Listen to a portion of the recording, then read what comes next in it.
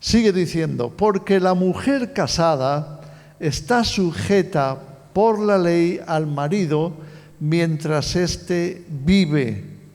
Pero si el marido muere, ella queda libre de la ley del marido. En otras palabras, es una situación real, pero tiene caducidad. ¿Cuándo caduca? Para la esposa, cuando muere el marido. Sigue explicando. Así que si en vida del marido se uniere a otro varón, será llamada adúltera. Pero si su marido muriere, es libre de esa ley. De tal manera que si se uniere a otro marido, no será adúltera. Todos entendemos en este sentido esa ley, la ley expresada en los mandamientos, en la Escritura, que estipula cuando hay adulterio, cuando el matrimonio falla o cuando por el contrario se mantiene legal. Pero lo que nos está diciendo es que si muere el marido ya no está sujeta la esposa a esa ley. ¿Y por qué Pablo se mete ahora con el matrimonio? Porque no estaba hablando de eso hasta ahora. Estaba hablando de la ley, estaba hablando del pecado, está hablando de la culpabilidad del hombre, está hablando de todas estas cosas. ¿Por qué ahora de pronto saca la analogía del matrimonio? Precisamente por este punto, porque la ley está sujeta a la vida del marido, la ley del matrimonio. Si el marido muere, la mujer queda libre de esa ley. Y la imagen, la figura, nos va a lanzar a algo mucho más profundo, mucho más intenso, que era necesario que el pueblo de Israel comprendiera, aunque también los cristianos tenemos que entenderlo. ¿Por qué murió Jesús? ¿Por qué Jesús tenía que morir? Jesús nació bajo la ley, estando en un país que estaba bajo la ley y para cuya ciudadanía tú tenías que estar circuncidado y cumplir legalmente lo que allí estaba escrito. Otra cosa es que la gente lo cumpliera o no, que la mayoría no lo cumplía, pero era la legalidad. Todos sabemos lo que significa tener una ley que no se cumple, ¿verdad? Todos sabemos que hay ciertas leyes que de vez en cuando nos las saltamos. Si somos sinceros, tendremos que reconocer eso, que hay leyes que por más que sean legales, no las cumplimos. Pues lo mismo pasaba entonces. Ahora, Jesús, de alguna forma, era el Señor de la ley. Él era el Señor de la ley. Él dijo, el Hijo del Hombre es Señor del sábado. Él había venido para vivir bajo la ley, cumplir la ley y redimirnos de la ley. Redimirnos de la ley. Pero para redimirnos de la ley, el Señor de la ley tenía que morir. Aunque haga calor, quiero que prestéis mucha atención a esto, porque si no, no vamos a entender para nada el Nuevo Testamento. Y no vamos a entender el cambio tan sustancial que Dios ha hecho del antiguo pacto al nuevo pacto. Esto es muy importante que lo entendamos, porque si no, podemos caer en muchas trampas.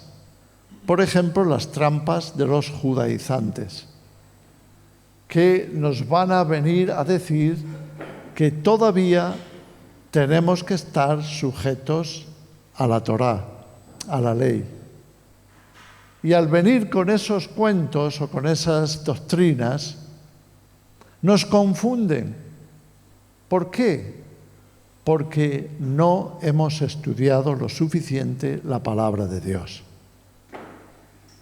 Y como pastor, con la obligación que tengo de alimentar a la congregación, quiero que comprendáis estas cosas. Prestad atención, guardadlo en vuestro corazón para que seáis libres de ciertas tentaciones. Pablo está diciendo que el Señor, el marido, tiene que morir. Y tiene que morir precisamente para que ya no se esté sujeta la esposa a esa ley, a ese esposo, que llamamos ley. Fijaros lo que dice el versículo siguiente, el versículo 4. Así también vosotros, hermanos míos, habéis muerto a la ley mediante el cuerpo de Cristo, para que seáis de otro, del que resucitó de los muertos, a fin de que llevemos fruto para Dios. En otras palabras, mientras Jesús estaba aquí,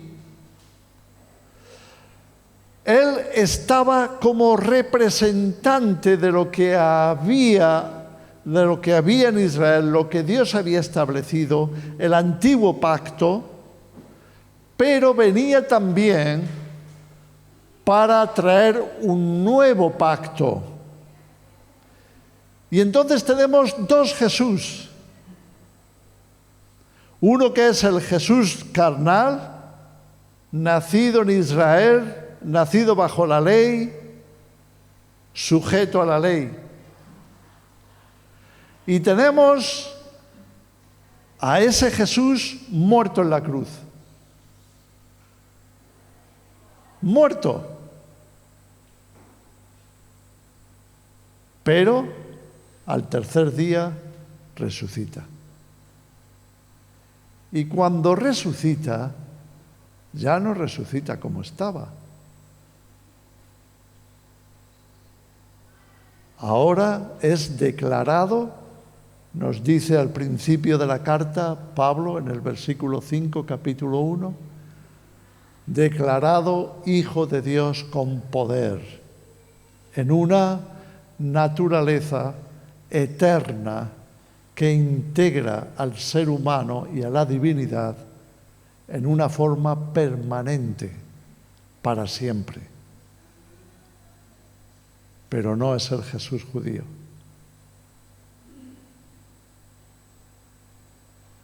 No nos engañemos. Jesús era judío, pero dejó de serlo en la resurrección. Tanto es así que en 2 de Corintios, en el capítulo 5, Pablo va a decir esta frase: ya no conocemos a la gente en la carne. Ya no significa mucho quién eres tú o quién soy yo en la carne. Y aun si a Cristo, dice Pablo en el versículo 16, y aun si a Cristo conocimos según la carne, ya no lo conocemos así. Porque si alguno está en Cristo, sigue escribiendo Pablo, es una nueva creación. Todo lo viejo pasó y todo se hace nuevo. Y eso deja fuera al judaísmo. Porque era lo viejo, el antiguo pacto que había sido superado en la muerte de nuestro Señor Jesucristo, iniciando un nuevo pacto del ser humano con el Dios creador de todas las cosas. De forma que si estás en Cristo, estás en comunión. No importa si eres judío o eres gentil, si estás en Cristo, estás en comunión con Dios. Pero si no estás en Cristo, no importa si eres judío o eres gentil, no estás en comunión con Dios. Porque hemos cambiado de marido. Es importante que entendamos esto, porque la Biblia llama a la iglesia la esposa o la novia, como queramos.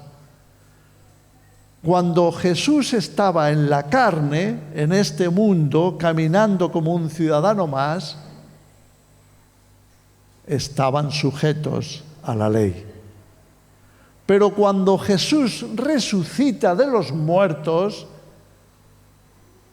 ya no estamos con el marido anterior. Ahora estamos con el nuevo. Sí, es Jesús, pero resucitado. Nueva criatura.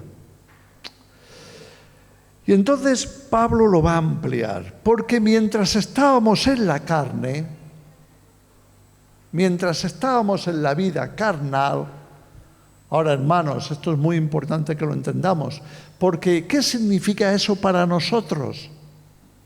Significa que tenemos un cuerpo todavía, pero también tenemos la vida de la resurrección en nosotros. ¿Qué significa la vida de la resurrección? Significa la vida del Espíritu. A diferencia de Israel, antes de la muerte y la resurrección de Jesús, nosotros sí sabemos lo que significa vivir en el Espíritu. Y sabemos por la palabra de Dios la diferencia entre una cosa y otra, lo cual es importante que lo entendamos y lo meditemos en esta mañana. Mientras estábamos en la carne, las pasiones pecaminosas que eran por la ley obraban en nuestros miembros llevando fruto para muerte. Y aquí Pablo va a introducir el significado de la ley. ¿Por qué estaba la ley? Porque sin ley el ser humano estaba totalmente perdido por sus pecados, pero no lo sabía. No lo sabía porque nadie le había explicado la gravedad de su pecado, la gravedad de su actitud.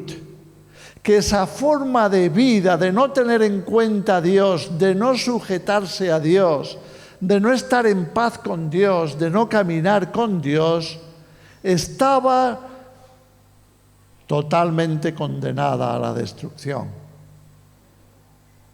No hay misericordia para la carne. Y eso lo expresaba la ley perfectamente, porque la ley condenaba a muerte. Para expresar la gravedad del pecado. ¿Podemos entender eso?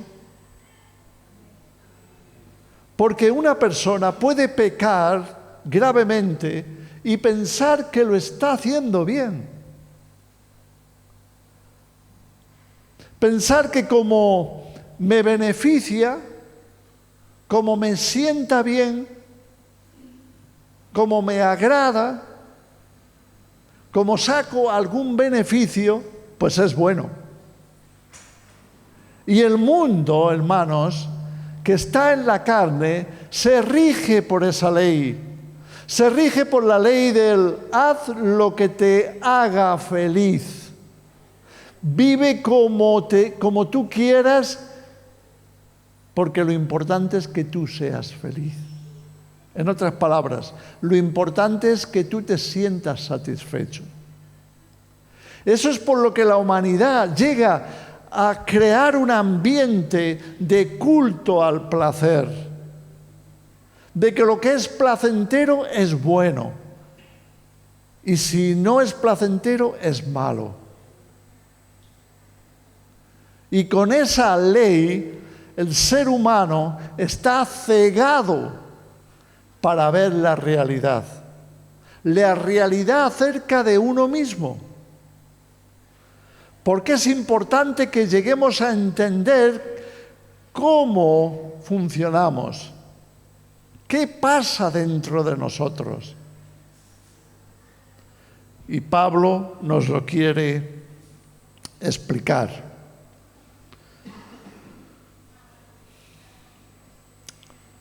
Termina la frase del versículo 5 diciendo que nuestros miembros llevaban fruto para muerte. Pero ahora, en Jesús resucitado, estamos libres de la ley por haber muerto para aquella en que estábamos sujetos, de modo que sirvamos bajo el régimen nuevo del Espíritu. No es que no estemos casados, es que estamos casados con aquel que nos libertó de la ley para conducirnos por la senda del Espíritu. No es que Dios espera que aprovechemos que no estamos bajo la ley para, como ya no tenemos marido, vamos a hacer lo que nos apetezca. Eso es lo que la carne quiere. Pero estar en Cristo significa que yo no voy a hacer lo que me apetece, sino lo que mi marido me diga que es lo bueno, que es lo correcto, hablando de Jesús.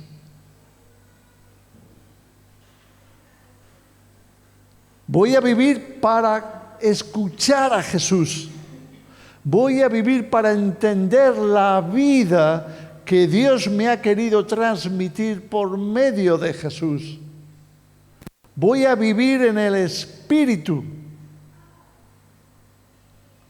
Tanto es así que el apóstol Pablo, cuando explica ciertas cosas, lo comentábamos el domingo pasado o el anterior,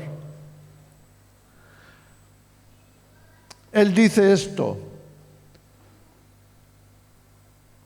no es que yo esté bajo la ley, porque no estoy bajo la ley, dice Pablo,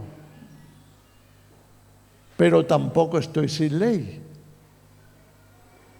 porque estoy bajo la ley de Cristo.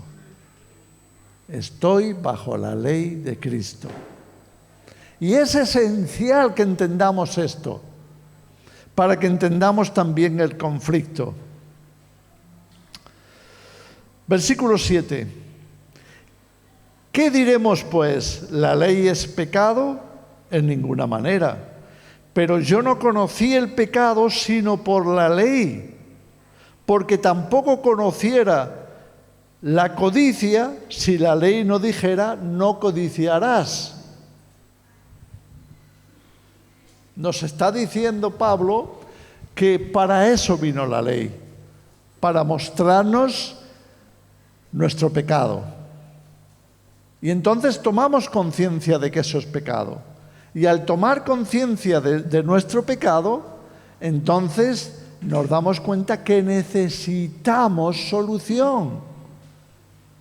Porque un enfermo que no se da cuenta o no reconoce su enfermedad, entonces no va a buscar el remedio. Pero cuando alguien le revela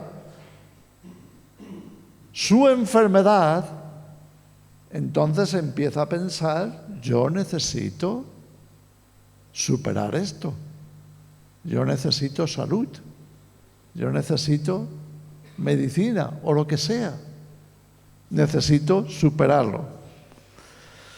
Pero si no somos conscientes, entonces seguimos adelante pecando, yendo más y más hacia la perdición eterna, sin respuesta ni solución. Mas el pecado, versículo 8, tomando ocasión por el mandamiento, produjo en mí toda codicia, porque sin la ley el pecado está muerto. En otras palabras, al darme a conocer lo que es el pecado, me di cuenta de que peco mucho, de que no era solamente algo pasajero, puntual, que me pasó una vez. No, es que de continuo estoy en eso. Porque codiciar es pecado, pero si lo pienso bien me doy cuenta de que estoy continuamente pecando de codicia. Porque no es solamente codiciar, como decía la ley, la casa del vecino, o las tierras del vecino, o la mujer del vecino. No. La codicia es un problema interno, es un problema de la carne. Es que vas a codiciar muchas cosas. Vas a estar mirando la televisión y te aparecen los anuncios publicitarios. Y vas a ver el coche y vas a decir, cuánto me gustaría tenerlo. Vas a ver un montón de cosas y vas a estar pensando, ¿cómo lo hago? Porque fíjate, la televisión que tengo, ya eso al lado de esta que he visto, está mucho mejor. Y de pronto en tu corazón se desata la codicia. Tengo que hacer lo que sea. Si tengo que hacer horas extras, las haré. Si tengo que...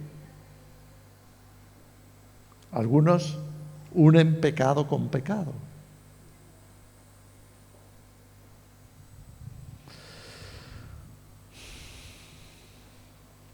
Yo sin la ley vivía en un tiempo, pero venido el mandamiento, el pecado revivió y yo morí. Me di cuenta de lo pecador terrible que era. Y hallé que el mismo mandamiento que es para vida, a mí me resultó para muerte. Porque la carne no tiene capacidad de superar el pecado. Imposible. La carne no puede superar el pecado. Es por eso que la carne está condenada a muerte. Queramos o no, tu carne y la mía están condenadas a muerte. Por eso nos morimos. Tarde o temprano morimos. Porque hay una sentencia de muerte para nuestra carne. Porque la carne no puede obedecer a Dios. No puede.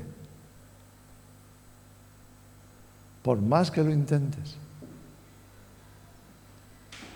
Y la ley tampoco tenía el poder para ayudarte a no pecar. No tenía ese poder. Te podía mostrar lo pecador que eres, pero no te daba la fuerza, la capacitación, el poder para superarlo. Te podía eliminar, eso sí. Te podía matar. Había muchas leyes con pena de muerte. Mirábamos también el otro día cuando le trajeron a Jesús la mujer adúltera. Y le dijeron, Jesús, o maestro, Moisés nos mandó a apedrear a estas mujeres. ¿Tú qué dices?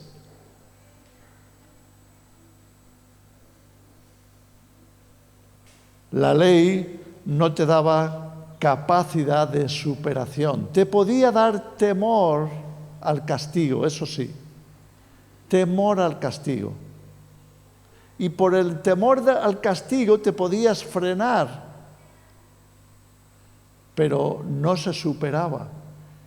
Por eso Jesús les dice a los judíos que le escuchan: oísteis que fue dicho, no adulterarás. Y muchos estaban pensando, ay, qué bien que no he adulterado.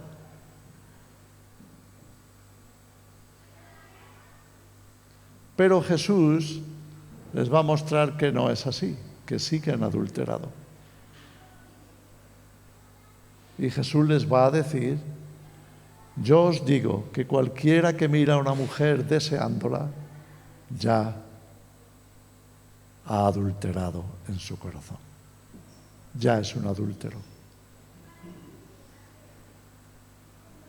Entonces, la ley te podía frenar tu carne, pero no resolvía el pecado, porque el pecado podía seguir muy vivo en ti. ¿Podemos comprender estas cosas? Porque si tú seguías pensando en tener a esa mujer o la otra, la de más allá, ya el pecado estaba obrando en ti. Entonces, ¿cuál es la solución?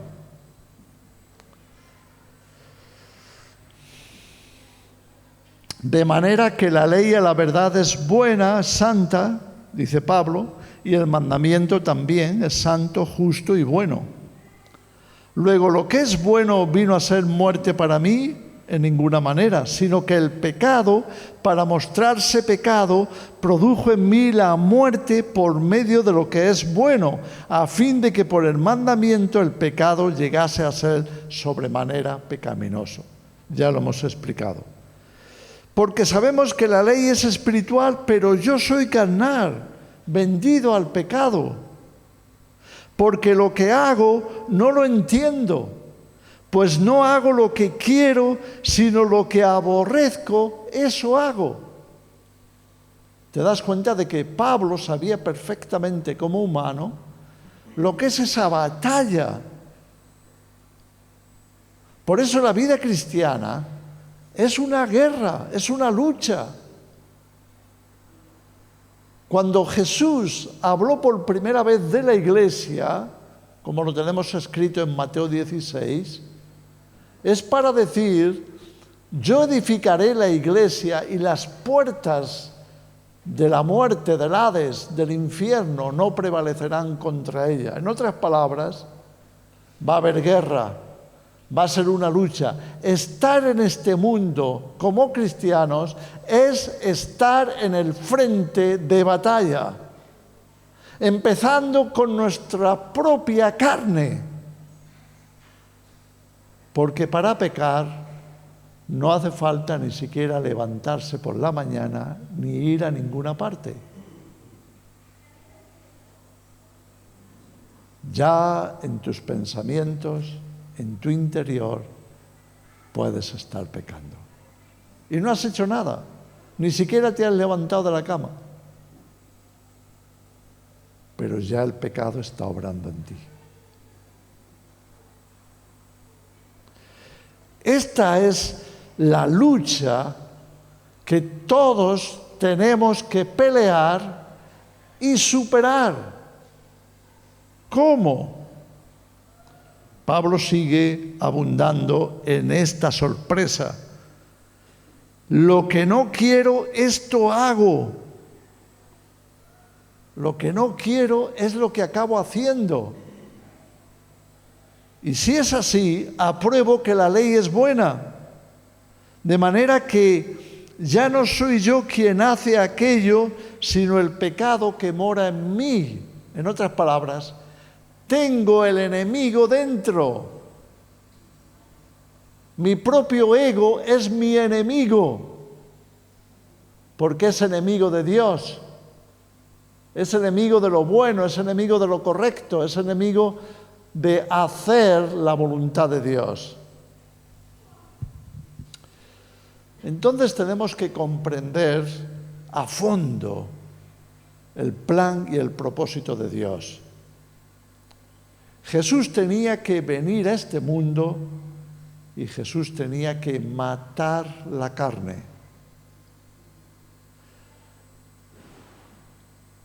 ¿Tú crees que Jesús no sufrió ese conflicto?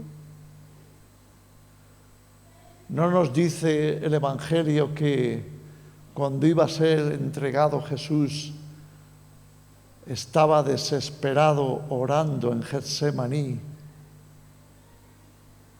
hasta tal extremo que le salía de la frente sudor con sangre?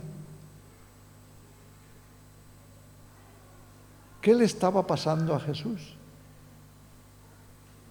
Estaba en una intensa batalla consigo mismo, porque él sabía perfectamente lo que era la voluntad de Dios. Pero una cosa es saberlo y otra es hacerlo. Y ahí es donde todos fracasamos tantas veces, porque sabemos lo que es correcto, pero vamos y hacemos todo lo contrario. ¿Y eso qué revela?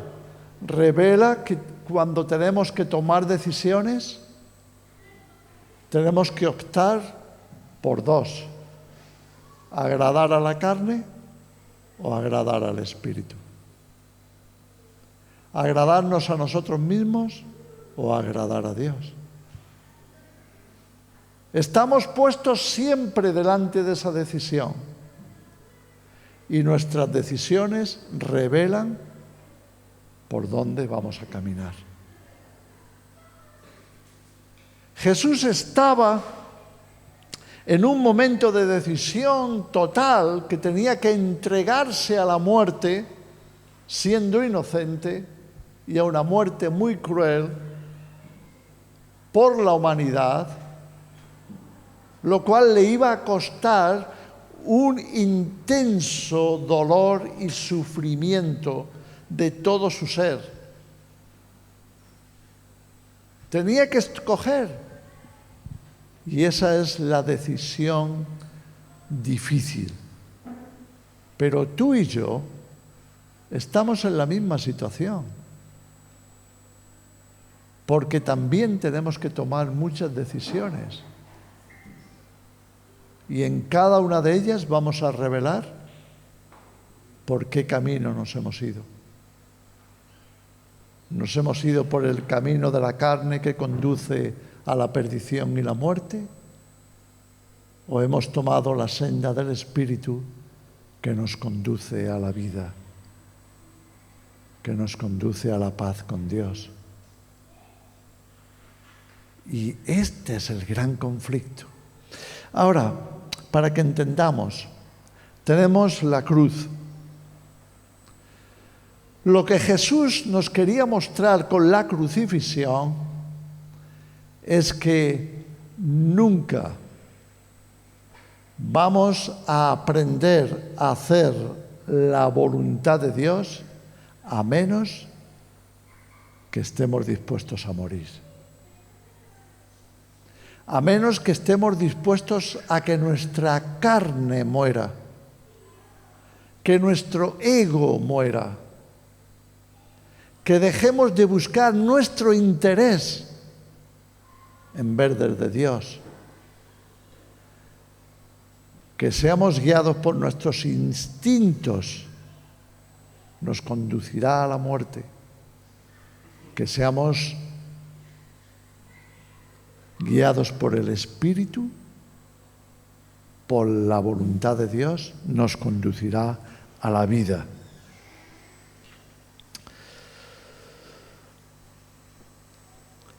Yo sé que en mí, dice Pablo en versículo 18, esto es, en mi carne no mora el bien.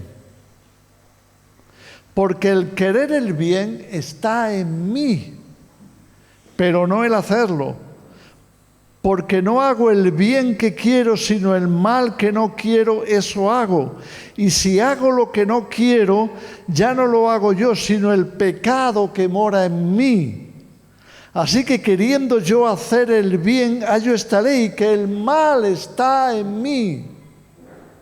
Ahora, hermanos, no solamente pecamos cuando hacemos algo de la carne, también cuando agradamos a la carne no haciendo nada.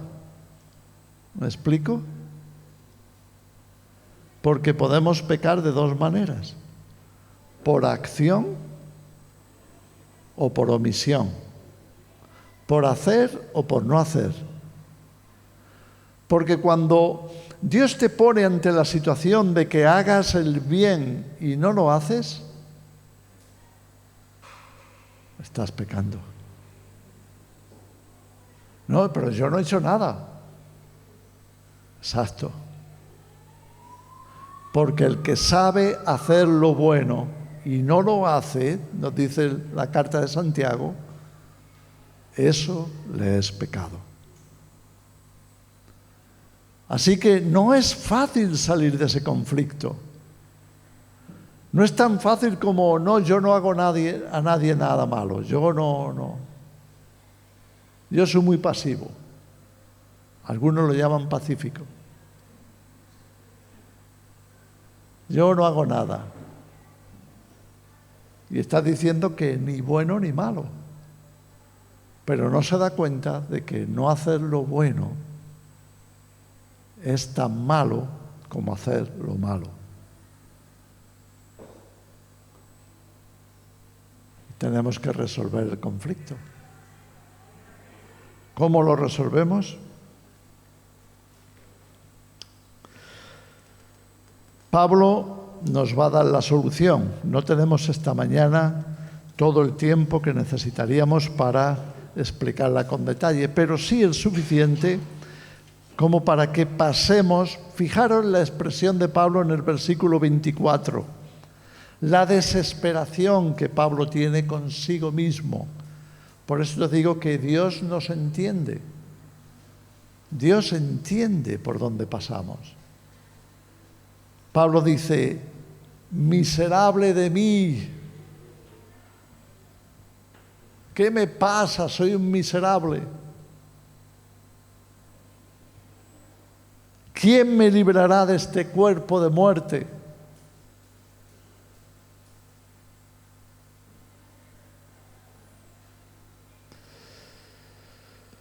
Y entonces va a pasar a la solución. Gracias doy a Dios por Jesucristo, Señor nuestro. Así que yo mismo con la mente sirvo a la ley de Dios, mas con la carne a la ley del pecado. Tengo un problema, necesito una solución.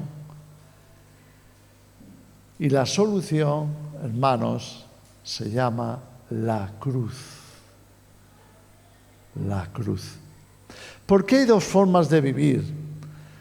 La forma carnal, que necesita la ley, porque si no tenemos ley no nos frenamos en nuestro pecado. Somos capaces de hacer todo lo malo que se nos ocurra y vamos a peor. Y por eso teníamos la ley, para frenar la carne y para mostrar que el camino de nuestra carne era perdición y perdición eterna. Entonces podemos caminar por ahí o podemos morir a nosotros mismos. Pablo decía, con Cristo estoy juntamente crucificado.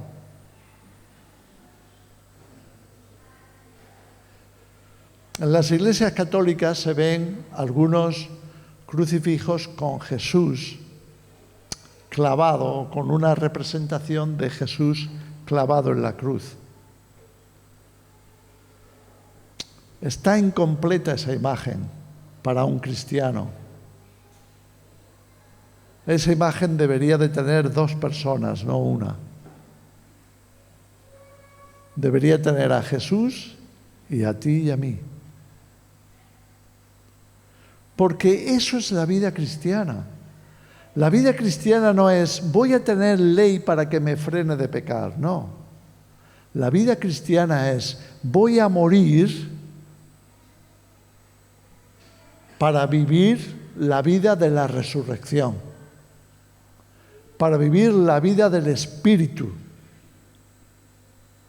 Voy a aprender a dominar mi carne viviendo conforme a la voluntad de Dios, teniendo comunión con Él, teniendo una vida de oración, de contacto, de meditación, buscando a Dios, porque sé que mis fuerzas vendrán de Él, no de mi carne, de su Espíritu. Si hay una solución, no es más leyes. La solución es un cambio completo de perspectiva ante la vida. Es que no puedo vivir en la carne. Es que no puedo vivir para mí. Tengo que vivir para mi Dios. Tengo que vivir para Cristo. Y tiene que ser la vida de Cristo la que esté en mí, no la mía. Porque cuando me dejo llevar por mí, por mis necesidades, por mis apetencias, por mis cosas, acabo fallándole a Dios.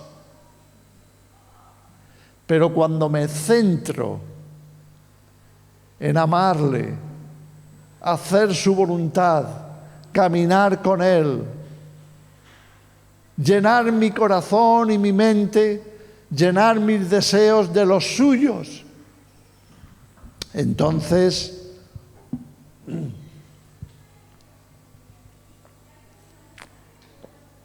he optado por vivir en el Espíritu, por caminar en el Espíritu. Y por eso Romanos 8 es un capítulo dedicado a la vida del Espíritu. Me gustaría, ya que no lo podemos estudiar hoy, que por lo menos en tu casa lo leyeras, léelo tranquilamente, medita en ello, porque Pablo tiene revelación de parte de Dios de lo que significa la vida de resurrección. Tanto es así que Pablo va a escribir estas palabras en Efesios, capítulo 2. El amor de Dios ha sido tanto por nosotros que nos ha perdonado y nos ha hecho resucitar con Cristo.